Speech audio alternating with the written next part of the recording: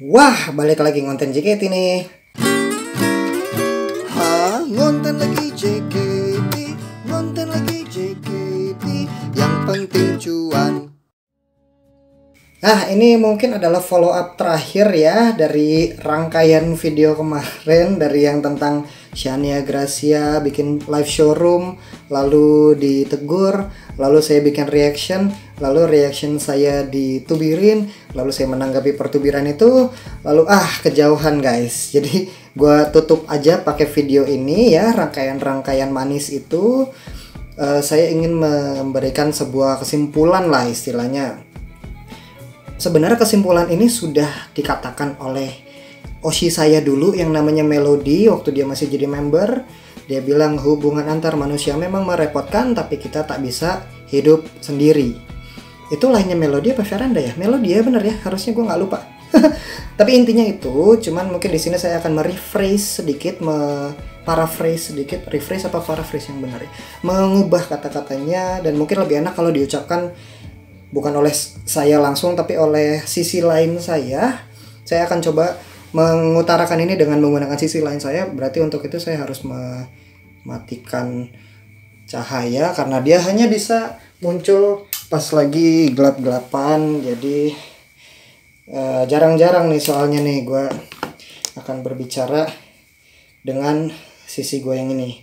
So guys, sorry menunggu lama, tapi mari kita sambut dark side-nya Rangga Pranendra.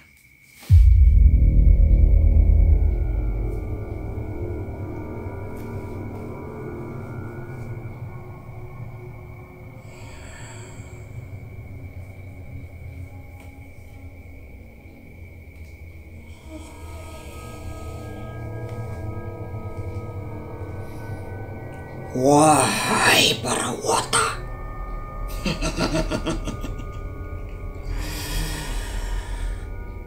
sadarlah kalian semua akan apa yang menghantui hidup kalian.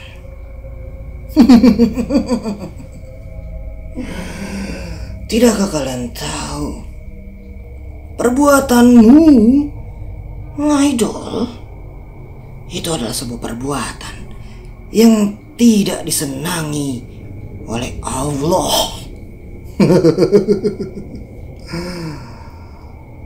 Allah tidak suka dengan kegiatan umat-umatnya mengidolakan manusia lain. Sebab Allah tidak suka umatnya menyembah berhala.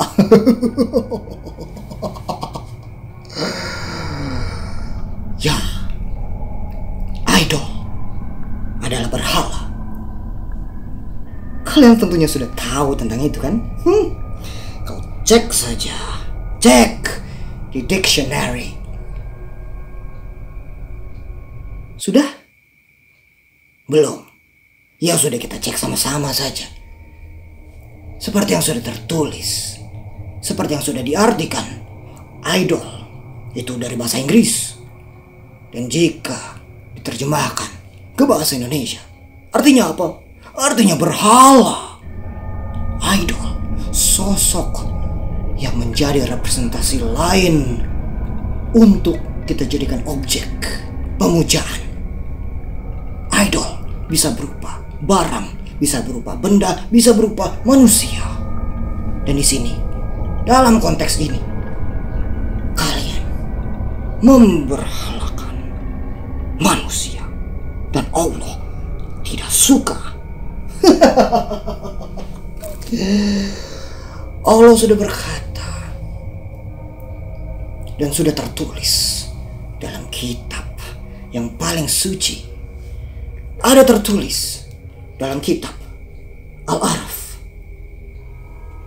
Sebentar, saya susah bacanya. Dan berhala-berhala yang kamu seru selain Allah tidaklah sanggup menolongmu, bahkan tidak dapat menolong dirinya sendiri. Susah banget sih bacanya anjir. Iya rambut. Dan jika kamu sekalian menyeru berhala-berhala untuk memberi petunjuk, niscaya berhala-berhala itu tidak dapat mendengarnya. Dan kamu melihat berhala-berhala itu memandang kepadamu, padahal ia tidak melihat. Idola-idolamu yang kamu puja-puja, yang kamu sembah-sembah, yang kamu agung-agungkan, yang kamu cintai, sebenarnya manusia juga. Tidakkah kamu sadari, setiap pagi kamu bangun lebih awal hanya untuk mengecek smartphone-mu, berharap idolamu nge-tweet. Tapi tanpa kamu sadari, disitulah momen kamu memuja dia melebihi pemujaanmu terhadap Tuhan. Momen-momen kecil seperti saat kamu menonton teater atau menonton live showroom, lalu kamu memperhatikan wajahnya yang cantik, tutur katanya yang lucu. Nah, disitulah kau terjebak dalam dosa. Kamu memberhalakan manusia dan kamu melupakan Tuhan. Kamu melupakan Allah Subhanahu wa Ta'ala. Dan jika Tuhanmu bukan Allah, jika kamu lebih mengenal Allah, padahal sama saja Allah sama Allah itu cuma perkara bahasa yang sebenarnya harusnya bisa mempersatukan kita, tapi malah justru memecah belah umat manusia. Allah dan Allah itu sama artinya Tuhan, ya kan?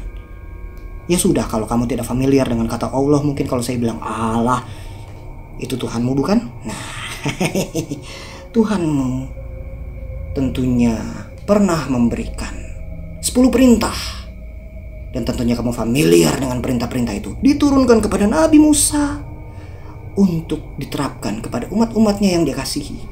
Perintah pertama berkata, janganlah menyembah berhala. Atau di sini Tuhan berkata, janganlah ada padamu Allah lain yang menyerupaiku. Di situ poin yang ingin saya sampaikan. Jika kau terus-menerus menyembah manusia, maka kau akan semakin menjauhkan dirimu dengan surga. Itukah yang kau mau? Itukah yang kau kehendaki? Menjauh dari penciptamu, menjauh dari Allah hanya untuk mendekat kepada sesuatu yang ternyata sebenarnya manusia juga, sama sepertimu. Janganlah menyembah idola, karena idola adalah berhala. Itulah prinsip yang akhirnya membuat saya pensiun ngidol.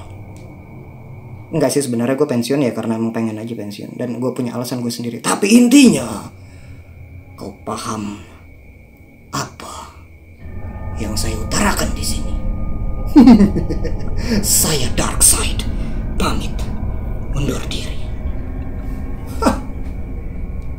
Waduh, ntar dulu dong, nyalanya ini belum siap ini. Nyalain lampu yang ini dulu. Nah gitu guys, kira-kiranya mana tadi ikat rambut gue kok udah hilang lagi aja.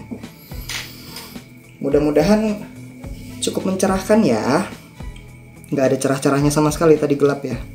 Iya, tadi barusan dark side saya. Emang kalau dia tuh kalau ngomong suka agak-agak sok misterius gitu, padahal mah dibilang serem juga kagak, dibilang lucu juga dia tidak ada maksud ngelucu sebenarnya. Jadi agak aneh misalnya tiba-tiba saya mendapatkan komentar, apaan sih bang, lu mau ngelawak? Kagak. Dari mana lucunya? Gue aja sendiri merasa itu tidak lucu. Dari mana gue niatan mau ngelawak? Kagak. Cuman emang gue lebih pengen mengutarakan hal tadi tuh dengan agak-agak aneh aja. Aneh kan ya? Ya udah, kalau video ini sudah cukup aneh, saya pamit undur diri dulu. Ingat kata-kata si Darkside. Tapi kok kesannya kayak gue malah meminta Wotazen untuk berhenti ngidol ya. Ya terserah lah interpretasinya gimana ya.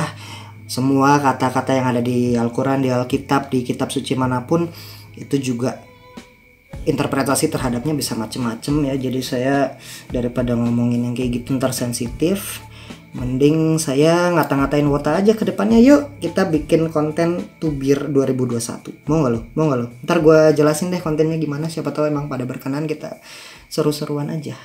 Yang penting cuan. Ngonten lagi JKT, ngonten lagi JKT, yang penting cuan.